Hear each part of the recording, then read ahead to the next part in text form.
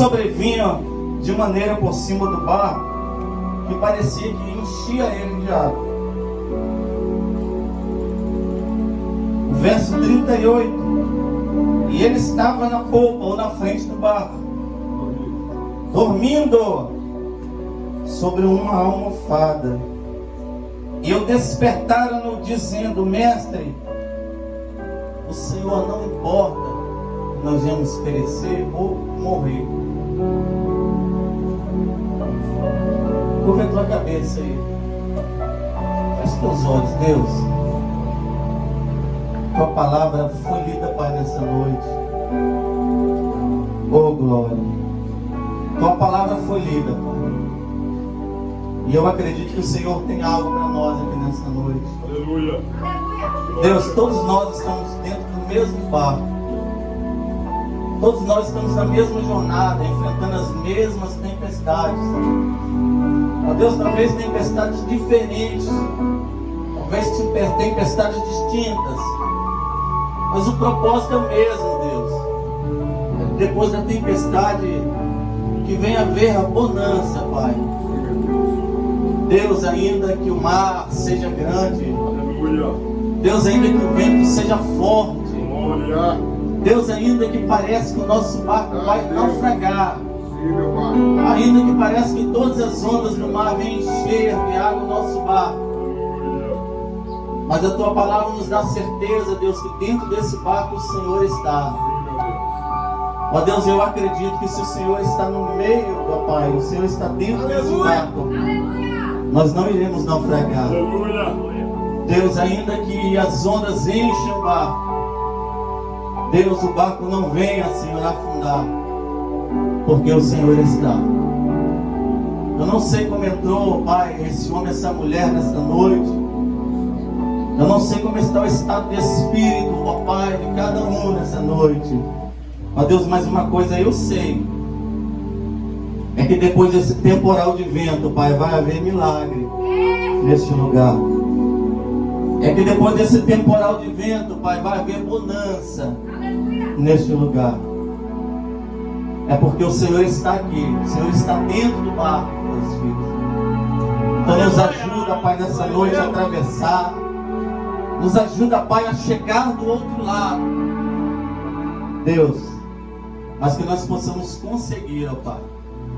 Nos abençoa, abençoa teus filhos em nome de Jesus Cristo, amém. Pode se assentar nessa noite, dando glória, bem alegre aí, em nome de Jesus. Instrumentista, baterista, violonista, fica à vontade aí, em nome de Jesus aí. Deus abençoe o tecladista e toca muito, né? O pastor está até sem graça de ficar na beira do varão aí. Está aprendendo?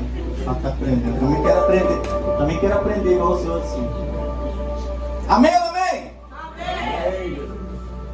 Marcos capítulo 4, verso 35, ele vai nos dar uma lição, Jesus. Uma aula que os discípulos foram reprovados. Mas devia ser aprovado, devia. Mas quantas aulas nós não somos reprovados? Principalmente quando fala aulas de milagre. Jesus disse, ó, tem milagre para você, eu tenho milagre para você, eu tenho milagre para você, eu tenho milagre para sua casa. E qual é a ordem que ele fala com você? Ó, se acalma o teu coração, espera, crê, acredita, porque eu sou contigo. Aí mesmo assim, muitas vezes nós não desesperamos, né, pastor Batista? Mas o que chama a atenção é que a ordem, a palavra de Deus de bonança ainda está de pé. Mesmo que a tempestade venha, Jesus nos faz lembrar que uma promessa, uma palavra foi deliberada de vitória para nossas vidas. Aí a pergunta é, para que temer? Tem um hino que fala, por que temer ou para que temer se Cristo está contigo? Se Jesus está no barco, é um sinal que Ele está no controle da situação. Uma multidão agora está sendo alimentada através da palavra de Jesus, como eu e como você aqui. Mas o alvo principal de alguns da multidão, ao ouvir a palavra, era uma palavra de milagre. Porque há dois tipos de multidão. multidão que quer ouvir a palavra de Cristo para ir para o céu, seja ela mel ou fel. E há multidão que só vai na expectativa de ouvir de Cristo uma palavra de milagre. Qual milagre? Prosperidade, cura, renovo, libertação. Mas dificilmente você vai ver andar com Cristo uma multidão que quer ouvir uma palavra de milagre chamada salvação. Porque a palavra de milagre, ela requer alguns requisitos que nós temos que obedecer. E o principal requisito é obedecer a voz daquele que lançou a palavra. Vemos agora uma grande multidão está agora perto do Mestre, ouvindo a palavra. Jesus agora está curando, Jesus está salvando, Jesus está libertando, Jesus agora está ensinando o caminho do céu. E agora uma palavra é lançada aos discípulos. Inesperadamente agora os discípulos não sabem. Amado diácono Gabriel, os discípulos agora não esperam que uma grande tempestade agora sobreviria agora para mudar a sua vida. Os discípulos agora vão conhecer Jesus de uma maneira ou de uma forma diferente. Porque os discípulos estavam acostumados a ver aquele Jesus que curava, aquele Jesus que libertava, aquele Jesus que levantava os mortos, tipos de milagre. Agora os discípulos vão conhecer um Jesus agora que acalma vento e tempestade. Os discípulos agora vão conhecer um Jesus que toca o íntimo do homem e faz brotar a fé que há dentro dele. E ele não sabe disso. Porque a fé, como eu costumo dizer, ela é produzida na tribulação. O que é tribulação? Angústia, sofrimento. Eu creio, eu tenho fé. Você só demonstra a sua fé quando a luta vem sobre você. Você só demonstra a sua fé e começa a acreditar quando o barco começa a encher de água. Você só começa a exercitar a sua fé quando tudo começa a andar ao contrário para você.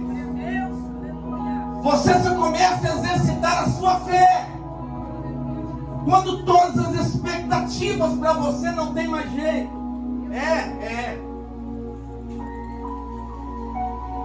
Quem dá ordem agora é Jesus. Aleluia, meu Deus. E os discípulos agora têm que obedecer a ordem de Jesus. Passamos para o outro lado.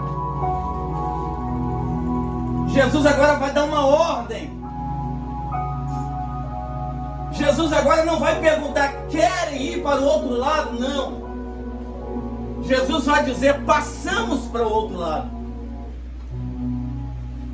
Entenda que esse passamos de Jesus não é aquele passamos que muitos crentes entendem.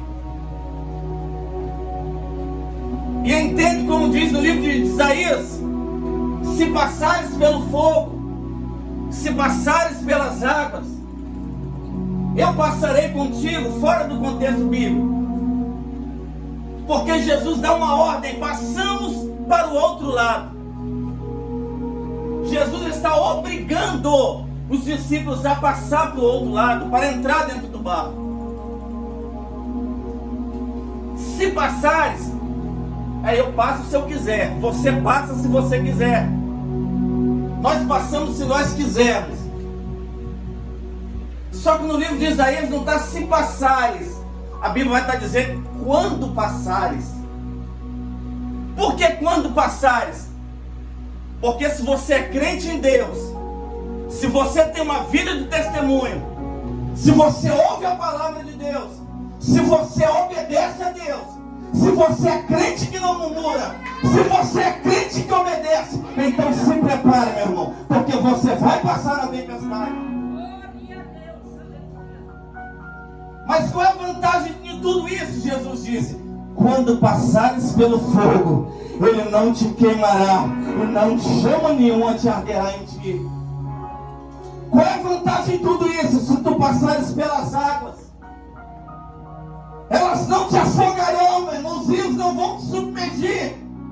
Teu barco não vai afundar. Por quê? Porque Jesus diz: eu passarei contigo.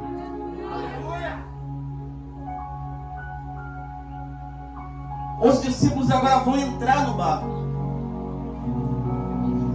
Eles vão passar uma margem a chegar do outro lado. E a Bíblia vai dizer assim, ó: deixando a multidão, o seguiram, o entraram no barco. E a Bíblia vai dizer assim, ó: e iam junto com ele muitos barquinhos. Jesus agora vai obrigar os discípulos a passar uma tempestade. Jesus agora não vai avisar o propósito. Jesus agora não vai avisar o processo. Porque muitas vezes Deus nos alerta, nos incentiva ao propósito, ao processo. Mas muitas vezes Ele nos permite passar para ver até onde vai a sua obediência, para até ver aonde vai a sua fé. Porque receber é milagre, ouvir a multiplicação dos pães é maravilhoso, mas passar para o outro lado, sabendo que você vai enfrentar uma tempestade, os discípulos não queriam ir. O que me chama a atenção, diácono Gabriel, é que eles agora enfrentariam uma tempestade que reprovariam. Eles agora não teriam que passar a tempestade. Jesus agora deitou dentro do barco. Jesus entrou no barco. Jesus dormiu. A tempestade começa agora a soprar. O vento começa agora a levantar as águas, mas Jesus ainda estava dentro do barco. O céu agora começa a escurecer, raio, relâmpago e trovoada. Os discípulos agora começam a temer. Mas Jesus ainda estava dentro do barco. Mas a tempestade estava muito forte. O vento estava soprando de tal maneira, parecia que ia encher o barco de água. O barquinho parecia um brinquedo no meio do oceano. Mas Jesus ainda estava dentro do barco. Tem situações que Jesus te obriga a você passar. Tem situações que Jesus quer que você passe. Mas por que Jesus obriga muitas vezes eu passar por isso? Por que muitas vezes Jesus permite meu pastor passar por isso? É por causa do verso 36. É porque havia outros barquinhos. E eu costumo dizer, meu irmão, você é barco. Quem segue você é barquinho. Você não entendeu, os discípulos eram barco, mas tinha um barquinho seguindo eles. Eles iam enfrentar a tempestade, mas tinham barquinhos olhando se realmente eles iam passar pela tempestade. É por isso que muitas vezes Jesus te obriga a você passar, porque tem barquinhos seguindo você. Tem pessoas dizendo, olha, se ele desistir, eu também desisto. Se ele parar, eu também paro. É porque tem barquinhos te acompanhando, olhando, se ele passar pela tempestade, eu passo. Se ele vencer, eu também vou vencer, porque eu estou seguindo o exemplo dele. É por isso que muitas vezes Jesus nos dá um grau muito alto a seguir o nosso exemplo, o nosso caráter. Ele nos incentiva a ser espelho como barco para os barquinhos. É porque tem barquinhos nos seguindo, nos olhando. A nossa vida, o nosso caráter. Nós somos espelhos para os barquinhos que nos seguem. Esses barquinhos são os nossos vizinhos. São os nossos patrões de serviço. Na sua escola, quem está do teu lado, eles te observam. E muitas vezes olha para você, está na luta, mas está indo. Está na tempestade, mas não desiste. Está passando processo familiar, está na igreja. É barquinho seguindo você. É por isso que Jesus compara você com um espelho. O que é um espelho? Aprende uma coisa: espelho não é uma coisa que você vai olhar e vai se admirar. A Bíblia vai dizer que espelho gera correção. Porque toda vez que você olha para o espelho, é porque você está tentando ou querendo acertar uma coisa. Quem olha para o espelho está se melhorando. Quem olha para o espelho está se corrigindo. É por isso que Jesus diz: quem olha para você, quem olha para mim como crente, meu irmão, ele está querendo se acertar. Ele está querendo se corrigir. Quem olha para você está querendo melhorar. São barquinhos te seguindo. São barquinhos tentando alcançar o mesmo milagre que você deseja alcançar.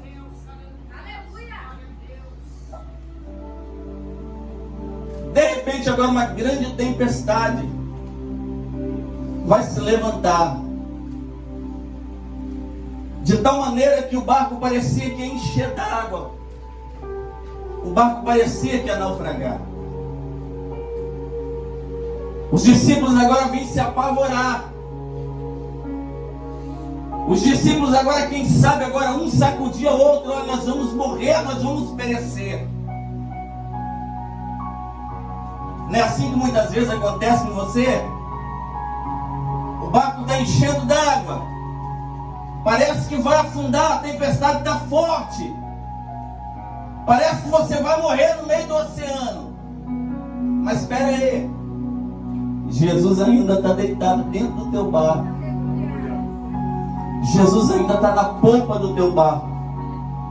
Jesus ainda está na frente conduzindo o teu barco. Jesus ainda está sob controle do teu barco. O barco pode até encher d'água. As ondas podem até soprar. Mas o barco que Jesus está, o barco de maneira nenhuma vem afundar. Jesus agora está dormindo, dando uma aula para os discípulos. Por que Jesus está dormindo? Porque Jesus é homem. Por que Jesus está dormindo? Porque Jesus é Deus em pele humana. Por que Jesus está dormindo? Jesus está mostrando para mim e para você, para os discípulos, que mesmo ele dormindo, ele está trabalhando. Jesus está dormindo, por quê? Porque ele está mostrando, mesmo para mim e para você, no silêncio ele ainda está trabalhando. Por que Jesus está dormindo em meio à tempestade? Jesus está dizendo, mesmo no silêncio, tudo está sob o meu controle. E a pergunta é, para que desesperar se Jesus está no barco? Jesus dormindo no barco, silencioso no meio do barco. Da mesma forma, Jesus está trabalhando, porque no silêncio ele trabalha ainda, por favor. Jesus dormindo ainda, tudo está sob controle, a tempestade vai acalmar, o milagre vai chegar, porque ele ainda está no barco. Dormindo, mas está no controle da situação.